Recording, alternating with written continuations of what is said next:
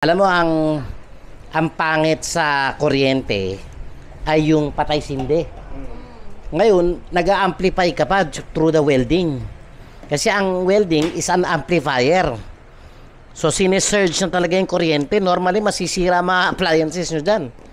No? Pero patatakbuhin ko to na eto, using this technology pa rin.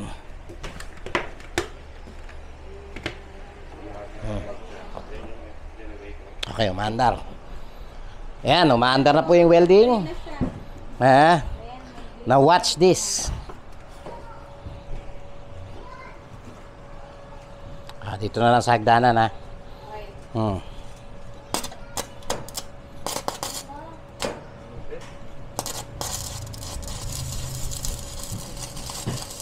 See? Dapat hihinto yan. Dapat hihinto yan kung talagang hindi niya kayang paandarin yan. Now, that is the beauty of this technology. This is a solid state. No? Compact, free energy generator. Na walang fuel, oh. Wala. No? Wala siyang fuel. Wala siyang kahit na anong fuel. See? Walang battery, walang gasolina, walang tubig, walang solar. No, this is a perpetual motion generator. One day, I know this will cost my life. No?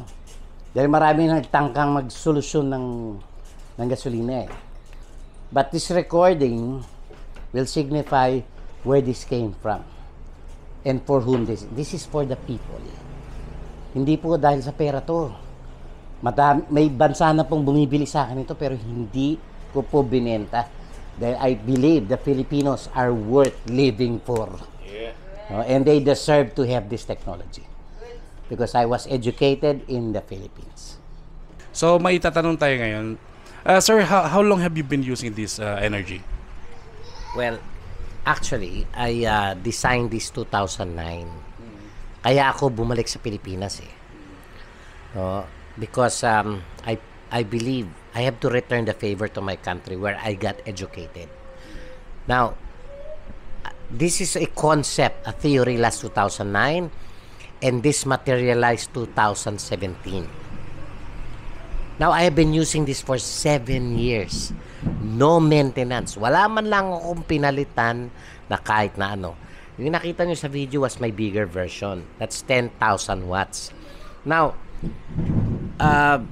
my focus is not only for household. I also designed something that would fit the Tesla cars or any electric cars. So I created a 3 kVA, which I'm gonna demo to you live. This 3 kVA, pwede mo to ipasok sa electric car. And you don't need batteries anymore for your electric cars. Ang papalitan mo na lang sa kotse, sa electric cars mo ay ang mga gulong for life. Ang maganda pa nito, pag uwi mo sa bahay, galing ka sa office, yung bahay mo naman ang isaksak mo doon sa kotse mo. Because it will generate and provide electricity for the whole house. See? So, ganito kaganda tong ginawa namin. I never designed something na bukas may isip na naman akong bago. You have to have 10 steps, no, before, no, or 10 steps ahead, no, of technology. Parang chess yan, eh. Hindi pwedeng pag tumira na yung tao at saka mo palang magre-retaliate kung anong sagot mo. Dapat lahat ng possible moves na gagalawin ng kalaban mo, meron ka ng counter. So that's what I did. So now, let's proceed to my demo. Because what we are showing the people now is not just a blog. This is not a theory. I am showing you now a live demo of a working product.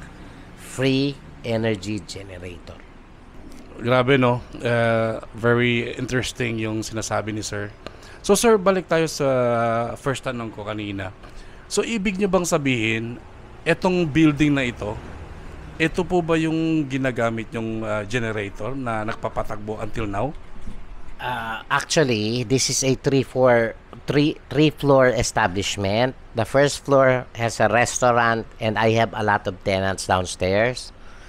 I think I have about 30 tenants downstairs. No, ito naman, this is my office. And the third floor is about 4 rooms.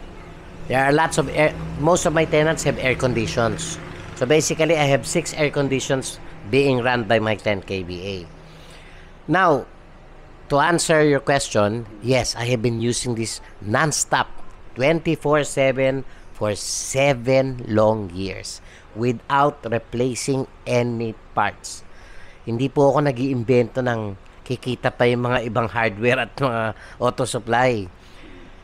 I am not like, let's say, car industry na nung araw, pag bumili ka ng kotse, sobrang tibay eh. Kaya tuloy, naisip-isip ng businessman, walang after sales. Kaya tuloy, ngayon, bumili ka ng bagong kotse, sasandalan mo lang, UP ka agad eh. Because you have to buy parts from them again. Sa akin, hindi. We're talking about human lives. And you have to maintain human lives, not only for today or tomorrow, but for forever. Grabe, no? Sana magkaroon ako ng ganyan, sir, soon, no? By the way, alam ba kung ano maganda sa produktong to? Kahit sa gitna mo ng dagat dalin, pwede. Alam nyo ba kung bakit? Kasi tingnan nyo. Papatayin ko muna. Pwede mong bitbitin kahit saan. Ha? Pwede mong dalin kahit saan. See? Kaya, kung magka-camping ka, pwede mong bitbitin kahit saan. Diba? Paano nga, sir? Kung gano'n ka... It's only about 6 kilos. Hindi, mga 6 kilos lang yan eh. See? So, pagdali natin sa bukid, sa gitna ng tubig, Diba? forever na yung kuryente natin doon. May motor ka sa irigasyon. Yan ang magsusolve talaga ng mga problema ng tao. Okay? So, thank you very much once again. This is Engineer Edgar Alan Taga Manila and welcome to my technology.